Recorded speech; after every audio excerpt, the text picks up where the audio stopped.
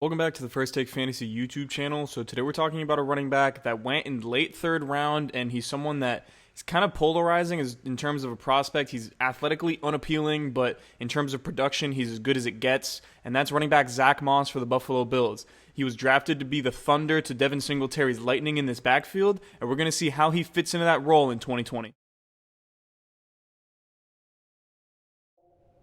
As an athlete, Zack Moss is pretty much mediocre across the board. Player Profiler gave him a crying Michael Jordan face on his profile, so that tells you everything you need to know athletically. And he's also coming off of a 2018 meniscal tear, so there is a little bit of injury concern for him.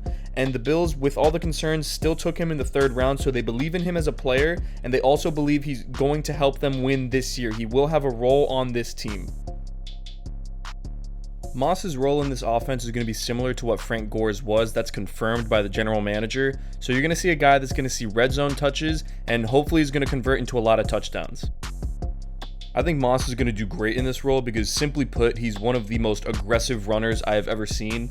I see a lot of Marshawn Lynch and LeGarrette Blount when he's attacking defenders and really just forcing the issue in terms of making them either make the tackle or get off of him because he's going in one direction, and that's to the end zone.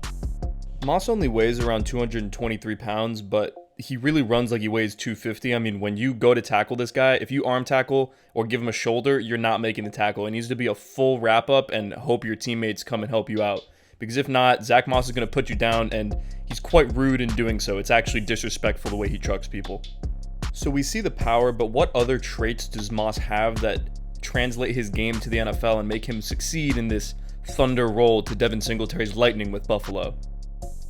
First thing that stands out is Moss's decisiveness and ability to get north-south quick. He has good short area burst. So I like this because he's going to be playing behind a solid O-line in Buffalo, and if he can capitalize on as many yards as possible, that's definitely going to help him have an impact from day one.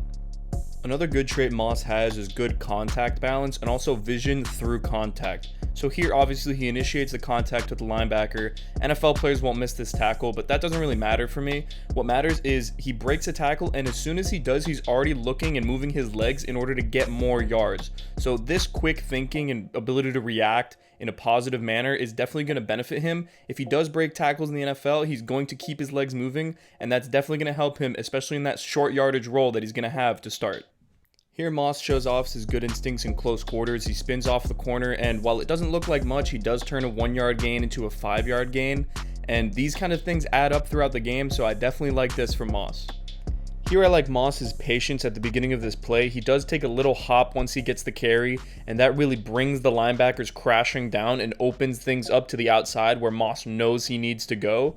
So in taking that little hop step, he gains an angle to be able to get to the outside, and once he is outside, he does see that his quarterback and the other blocker are also there, so he uses peripheral vision to kind of slow up and let the blockers catch up in order to gain more yards. I'm not going to sit here and tell you that Moss is a very fast player because he isn't. He runs a 4.65 40. He does not have good straight line speed. But one thing I think he does have is not breakaway speed, but breakaway acceleration. He does stop and start very quickly, and you can see it here. He accelerates much faster than everybody else, and he goes 0 to 60 quickly. The problem is once he gets to 60, he's not going past that. He's staying at 60. But he goes 0 to 60 pretty quick, and that's valuable for breakaway runs in the NFL.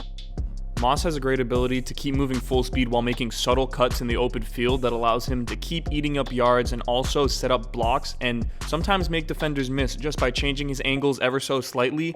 It's really good if you're running the open field, and you can do that while not changing speed. The things that stand out the most with Moss are that he has great vision, and he's also a runner that just does not go down easy. If you arm tackle him, you're missing the tackle. It's that simple. He's someone that he sees a lane and he accelerates out of every single cut, but he also does a great job of finishing his runs. Even if he knows he's going to get tackled, he keeps his legs moving and adds on 5, 10, sometimes maybe even 20 yards by breaking tackles and just keeping the legs moving in order to gain more yards. Being a guy that's going to be a power back in the NFL, I love this. He doesn't really need to do much more. He is serviceable in the pass catching game, but what I love most is his ability to really just attack defenders.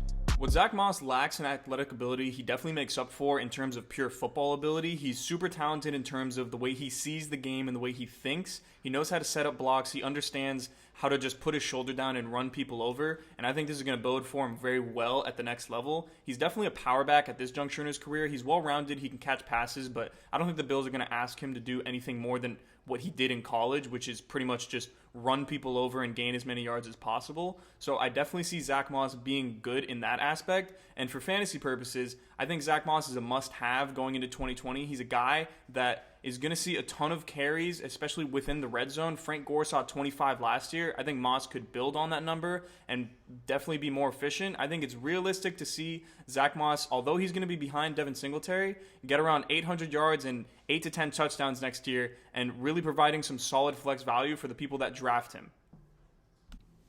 If you guys like this video and want more content, please do 3 things for me. I want you to like this video, comment who you want to go into the FTF film room next, and make sure you hit that subscribe button.